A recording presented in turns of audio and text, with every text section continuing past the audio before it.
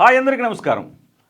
బాలకృష్ణ మాటల మంటలు కొనసాగుతూనే ఉన్నాయి. ఆయన అసెంబ్లీలో మాట్లాడిన తర్వాత దానికి చిరంజీవి గారు రిప్లై ఇచ్చారు. కానీ ఇప్పటి వరకు వచ్చి బాలకృష్ణ ఒక్క చోట కూడా దీనికి కనీసం కొంచెమైనా పశ్చాత్తాపపడిన ధోరణి అయితే ఎక్కడా కనపడలేదు. ఆ తర్వాత 2-3 బహిరంగ వేదికల మీద ఆయన మాట్లాడారు.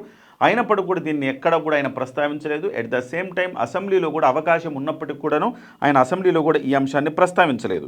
అయితే అసెంబ్లీలో ఎందుకు ప్రస్తావించలేదంటే కామినేని శ్రీనివాసరావు దీని మీద నా వ్యాఖ్యలు అపార్థాలకు తావిచ్చాయి కాబట్టి వాటిని తొలగించండి రికార్డుల్లోంచి అని చెబితే ఆ క్షణంలో బాలకృష్ణ కూడా చెప్పి ఉంటే సమస్యకు ఒక ముగింపు వచ్చేది. కానీ బాలకృష్ణ గారు చెప్పలేదు. స్వయంగా స్పీకర్ గారే దాని మీద మేము తొలగిస్తాం, బాలకృష్ణ వ్యాఖ్యలను కూడా తొలగిస్తామని స్పీకర్ చెప్పారు. అలాగే లోకేష్ గారు పవన్ కళ్యాణ్ గారికి ఫోన్ చేసి బాలయ్య మాటలను పట్టించుకోవద్దని కోరాడు. ముఖ్యమంత్రి చంద్రబాబు నాయుడు గారు స్వయంగా పవన్ కళ్యాణ్ గారు ఇంటికి వచ్చి కూడా అదే అంశాన్ని కన్వే చేశారు. కాకపోతే ఇక్కడ చిరంజీవి గారు కూడా ఇంకా దాని పట్ల కాస్త కోపంగా ఉన్నట్టుగానే తెలుస్తోంది. బాలకృష్ణ గారు ప్రతి సందర్భంలో తనను అవమానించడమే పనిగా పెట్టుకుంటారు. కాబట్టి చిరంజీవి గారికి ఒక్క అంశమే కాదు, ప్రతి సందర్భంలో అవకాశం దొరికినప్పుడల్లా, సందర్భం వచ్చినప్పుడల్లా చిరంజీవి గారి గురించి ఒక మంచి మాట మాట్లాడడానికి కూడా బాలకృష్ణ గారికి మనసు రాదు అనేది ప్రధానంగా అందరికీ తెలిసిన విషయమే. సో దీని మీద చిరంజీవి గారు కొంత మనస్తాపానికి గురయ్యారు అన్నది మనందరికీ తెలిసిందే. ఆయన లెటర్ తర్వాత దీని మీద అనేక ఛానళ్ళు రకరకాల కోణాల్లో చర్చలు జరుపుతూ ఉన్నాయి. ముఖ్యంగా కొంత బాలకృష్ణ సోషల్ మీడియా అయితే మరింత పేటరేగిపోతూ ఉందని చెప్పాలి.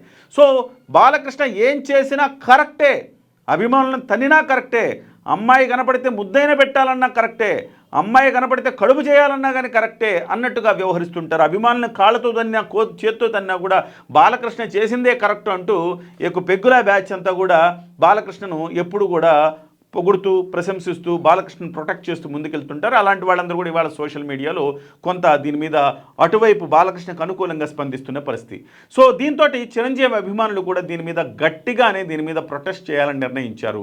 చిరంజీవి అభిమానులు దీనికి సంబంధించి ఆల్రెడీ హైదరాబాద్లో 2-3 మీటింగులు నిర్వహించారు. 300 పోలీస్ స్టేషన్లలో కంప్లైంట్ ఇవ్వాలి బాలకృష్ణ మీద, మా మనోభావాలు దెబ్బతున్నాయి, చిరంజీవి గారిని అవమానకరంగా మాట్లాడారనే అంశం ప్రధానంగా జనాల్లోకి తీసుకెళ్ళాలి అనేది ప్రధానంగా అనుకున్నారు. అయితే వాస్తవానికి ఇక్కడ విషయం ఏంటంటే అసెంబ్లీలో జరిగిన చర్చలకు సంబంధించి ఏమన్నా తప్పులుంటే స్పీకరే చూసుకుంటారు తప్ప పోలీస్ స్టేషన్లు వాటి మీద కేసులు నమోదు చేసే అవకాశం కానీ వాటి మీద చర్యలు తీసుకునే అధికారం కానీ ఇటు పోలీస్ స్టేషన్లలో ఉండదు. కాబట్టి బహుశా అది వీళ్ళకు కూడా తెలుసు. కాకపోతే ఒక నిరసన తెలియచేయడానికి ఇది ఒక మార్గంగా ఎంచుకున్నట్టు తెలుస్తుంది. కానీ చివరి నిమిషంలో చిరంజీవి గారు దీన్ని వద్దు అని చెప్పినట్టుగా తెలుస్తుంది. అసలు ఏం జరిగిందో మనము ఫోన్ చేద్దాం. తెలంగాణ మెగాస్టార్ అభిమానుల సంఘం అధ్యక్షులు వెంకటేష్ గారితో ఒకసారి మాట్లాడే ప్రయత్నం చేద్దాం.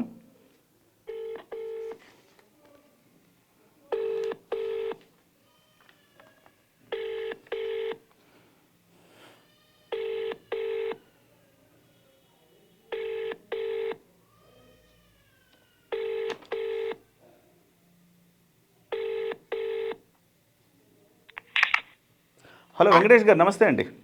నమస్తే అండి. వెంకటేష్ గారు, నేను కిరణ్ అండి, కిరణ్ టీవీ న్యూస్ నుంచి మాట్లాడుతున్నానండి. చెప్పండి సార్. వెంకటేష్ గారు, మొన్న ఒక విస్తృత స్థాయిలో మీరు సమావేశాలు నిర్వహించినట్టున్నారు. దీని మీద కొంచెం ఏదో సీరియస్ డెసిషన్స్, కంప్లైంట్లు ఇలాంటి ఏవో వార్తలు వచ్చినాయి, నిజమేనా అండి?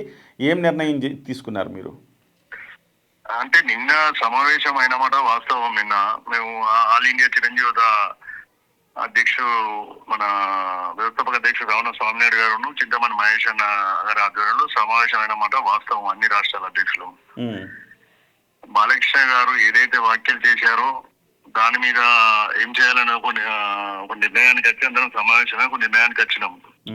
మాకున్న దాంట్లో 300 పోలీస్ స్టేషన్ లో బాలకృష్ణ గారిపై పిటిషన్ ఇచ్చి కేసు వేసే విధంగా చర్యలు తీసుకునేందుకు ఉపక్రమించడం.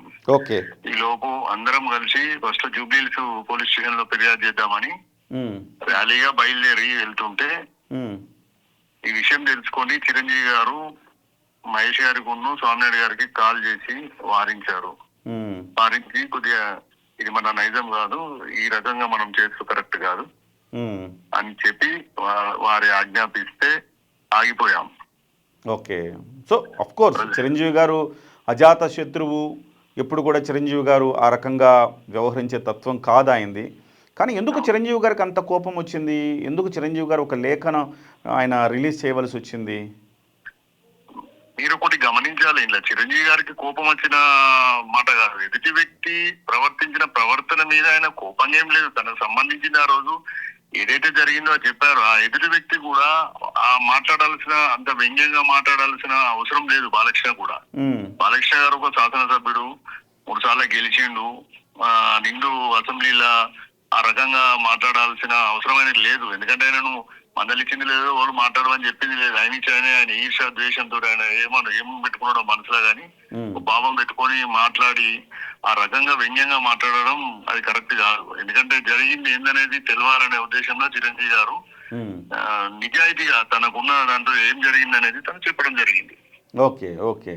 సో ఇప్పుడు అంటే బాలకృష్ణ గారు ప్రతి సందర్భంలో చిరంజీవి గారి పట్ల గతంలో కూడా అంటే చిరంజీవిని నేను నెత్తికెక్కించుకోనని ఒక సందర్భంలో, సో రకరకాల ఈవెన్ జనసేనకు సంబంధించి కూడా అలగాజనం ఒక సందర్భంలో, ఎందుకు బాలకృష్ణ గారు ఆ రకంగా మాట్లాడడానికి రీజన్ ఏంటి? అంటే మొదటి నుంచి ఒకవైపు ఏమో చిరంజీవి గారు నాకు మిత్రుడు అంటాడు, ఒకవైపు ఏమో అవకాశం దొరికినప్పుడల్లా చిరంజీవి గారిని విమర్శనాత్మకంగా తగ్గించేటట్టు మాట్లాడటమేనా ఆయన ఉద్దేశం? 100% అనిపిస్తుంది కదండి. ఇప్పుడు వారు చేసే చేష్టలు బట్టి అనిపిస్తుంది. తనకంటే అంటే పెద్ద స్థానంలో ఉన్న వ్యక్తి ఆ స్థానం తనకు దక్కదే అనే అక్కసు కానీ ఏది కానీ ఉంటది జనరల్ గా. ఎందుకంటే చిరంజీవి గారు అన్న రోజు సేవా కార్యక్రమాలు కానీ సామాజిక పరంగా కానీ చాలా గొప్ప ఉన్నత స్థితిలో ఉన్నారు. ప్రపంచం మొత్తం లక్షలాది మంది అభిమానులతోటి ఒక మంచి వ్యక్తి, అజాత శత్రువు. తనకు ఎటువంటి ఎవరికి ఏ ఇబ్బంది లేకుండా, ఎవరన్నా ఇబ్బంది ఉన్నది అని అంటే ఆ సమస్య తీర్చే విధంగా ఫస్ట్ అడిగి చేసి అది మంచి కానీ చెడు కానీ ఏది కానీ ఎటువంటిది అని ఇండస్ట్రీకి ఒక పెద్ద లెక్క ఉన్నాడు. ఆయన మనసులో ఏది పెట్టుకున్నాడో ఏముందో ఒక అక్కస్ మాత్రం కంపల్సరీ అది ఉన్నట్టు అనిపిస్తుంది ఆయన మాటల బట్టి. ఓకే. సో పైగా ఈ మధ్య కాలంలో పద్మభూషణ్ అవార్డు కూడా వచ్చింది ఆయనకి. ఒక పద్మభూషణ్ అవార్డు వచ్చిన వ్యక్తి ఎంత హుందాగా ప్రవర్తించాలి, అలాంటి వ్యక్తి అసెంబ్లీలో ఆ రకంగా మాట్లాడడము, సో ఆయన మాట్లాడిన తీరు పట్ల కూడా కొంచెం ఇబ్బంది. అంటే కోర్స్ ఆయన జగన్మోహన్ రెడ్డిని వాడు ఒక సైకో అని అన్నాడు, అది కూడా కరెక్ట్ కాదు. అంటే విమర్శనాత్మక సబ్జెక్టు పరంగా విమర్శ చేయొచ్చు కానీ అలా విమర్శించడం కూడా కరెక్ట్ కాదు. కాకపోతే అసలు బాలకృష్ణ గారు ఒక పద్మభూషణ్ అవార్డు వచ్చిన వ్యక్తి మాట్లాడినట్టుగా ఉన్నదా? లేదండి. అది ఒక సామాన్య మామూలు వ్యక్తి మాట్లాడినట్టున్నది. అంత పెద్ద స్థాయి, అంత పెద్ద అవార్డు వచ్చిన వ్యక్తి లెక్క మాట్లాడిన మాటలు అనేది మనం పరిగణలో తీసుకోవాల్సిన అవసరం లేదు. చిన్న మామూలు సామాన్య వ్యక్తి మాట్లాడినట్టు మాట్లాడినది. కొంతమంది వెంకటేష్ గారు కొంతమంది డిమాండ్ చేస్తున్నారు, కొంతమంది మీ దృష్టికి వచ్చి ఉంటుంది, మీరు కూడా అదే ఆలోచన చేసినట్టుగా కూడా తెలుస్తోంది. ఏంటంటే ఆయనకి పద్మభూషణ్ అవార్డు వచ్చిన వ్యక్తి ఈ రకంగా చిల్లరగా బిహేవ్ చేయడం పట్ల కొంత అభ్యంతరం ఉంది. ఆయన ఈ అవార్డుకి ఆయన అర్హుడు కాదు, వీలైతే అవార్డుని ప్రభుత్వం వెనక్కి తీసుకోవాలన్న డిమాండ్ కూడా కొన్ని చోట్ల కొంతమంది మాట్లాడుతున్నారు. సమంజసమేనా? అనిపించండి. ఇప్పుడు వ్యక్తిగతంగా ఆయన ఆ స్థాయిలో లేడు అని చెప్పి ఎవరికైనా అనిపించచ్చు. ఎందుకంటే ఆ స్థాయిలో ఉన్న వ్యక్తి మాట్లాడే మాటలు కాదు కదా, దానికి అర్హుడా కాదా అనేది ఆయన విజ్ఞతకు వదిలేద్దాం మనం. ఎందుకంటే వ్యక్తిగతంగా అలా మాట్లాడాల్సిన అవసరం లేదు కదా. అవునండి. అట్లా అంతగానో కడుపులో కత్తులు పెట్టుకొని బయటికి చిరంజీవి గారు బాగున్నారా అని మాట్లాడేది కాదు. అది వంటకుడు కడుపులో కత్తులు పెట్టుకొని కౌగిలించుకున్నట్టు అటువంటి తత్వం కాదు. చిరంజీవి గారు ఎవరికి వచ్చిన సుత ఏదన్నా సుత సాయం చేసుకుంటా నెంబర్ 1. గుప్త దానాలు ఆయన చేసిన దానాలల్లో అది కోకోలో అది చెప్పలేము, ఎందుకంటే దగ్గర నుంచి చూస్తాం కానీ చిరంజీవి గారిని. ఆయన చేసిన సహాయాలు కానీ, ఆయన ఆక్సిజన్ మన కరోనా టైంలో ఆయన చేసిన ఆక్సిజన్ సేవలు ఎవరు చేశారండి? ఆయన చేసింది.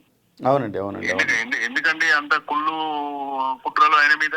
ఎందుకంటే అంత ఇబ్బంది, ఎందుకంటే అంత అంతస్తు కరెక్ట్ కాదు కదా. ఇప్పుడు ఆయన సభలో లేని వ్యక్తి, సభకు సంబంధం లేని వ్యక్తి, రాజకీయాలకు దూరంగా ఉంటున్న వ్యక్తి, అటువంటి వ్యక్తిని లాగి ఇట్లా చేసుడు అది ఎంతవరకు కరెక్టో, అది ఎంతవరకు కాదో ఆయనే అర్థం చేసుకోవాలి అది.